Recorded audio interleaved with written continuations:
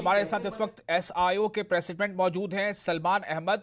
सलमान ने वहां उस इलाके का दौरा किया जो महलूक जिसे गोली मारी गई थी, जिसके जिस्म पर डांस किया गया था, उनके घर वालों से मिले। सलमान, मैं आपसे जानना चाहता हूं कि आपने वहां क्या देखा और जो हमारे बीजेपी के तर्जुमान यासिर जिलानी साहब हैं उनको आप क्या बताना चाहेंगे, चूंकि ये बीजेपी में है, इनकी पार्टी की सरकार है। हो सकता है कि ये वो बातें अगर जान ले जो शायद नहीं जान रहे हैं तो वहां के लोगों के लिए कुछ मदद फराहम हो जाए। सलमान जी, देखिए, पहली बात तो ये कि जो चीज हमने वहां देखी उसको लफ्जों में बयान करना बहुत मुश्किल है। दूसरा, जिलानी साहब को हम कोई चीज नहीं बताना चाहेंगे क्योंकि जो आदमी देखना नहीं चाहता उसको कुछ नहीं दिखता। अदरवाइज जो देखना चाहता है उसको ये समझना चाहिए कि 12 साल के एक बच्चे की, शेख फरीद की डेथ हुई है। वो कोई प्रोटेस्टर नहीं था, वो कोई लैंड माफिया का नहीं था।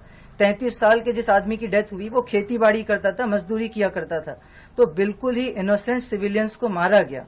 जहां तक आप ये बात कर रहे हैं कि रेजिस्टेंस हुआ, तो ये फितरी बात है कि लोग सालों से एक जगह रह रहे हैं। जब आप उनको एक जगह से उठा के दूसरी जगह फेंकेंगे और ऐसी जगह फेंकना चाहेंगे जहां पे 6 महीने तक पानी भरा होता है, तो कोई आदमी वहां नहीं जा सकता। और जाहिर सी बात है कि हिंदू हो या मुसलमान हो, वो वहां नहीं जाएगा। तो हम ये कह रहे हैं कि ठीक है, एक गवर्नमेंट की लैंड है, गवर्नमेंट की लैंड थी तो ऐसा इंक्रोचमेंट हजारों जगहों पर है, लेकिन इंक्रोचमेंट को खत्म करने का ये तरीका नहीं है कि सिविलियंस पर गोलियां चलाई जाए। इस वक्त जो लोग वहां रह रहे हैं, इतनी शदीद सूरत हाल है कि ना वहां पे बराबर से खाने का इंतजाम है, ना मेडिकल सर्विस अवेलेबल है, ना उनके लिए ढंग के पीने के पानी का इंतजाम है। पूरे 25,000 एकड़ के इलाके में आपको कोई रोड नजर नहीं आएगी, कोई रास्ता नहीं है। 2 स्कूल से छोटे छोटे लोगों के पास पहनने के लिए कपड़े नहीं है और शदीद किस्म का क्राइसिस है। और इसमें हम समझते हैं कि एक तो जो बर्बरता वहां हुई, लोगों को मारा गया, उसके बाद जब डिस्प्लेस किया गया और डिस्प्लेस करके जहां रखा गया वहां भी कोई फैसिलिटीज जो है वो नहीं दी गई हैं। हमने पहला पूरा दिन ट्राई किया, डिप्टी कमिश्नर से मुलाकात की, एसपी से मुलाकात की, दोनों ने कहा कि हम आपको जाने नहीं देंगे, 144 है।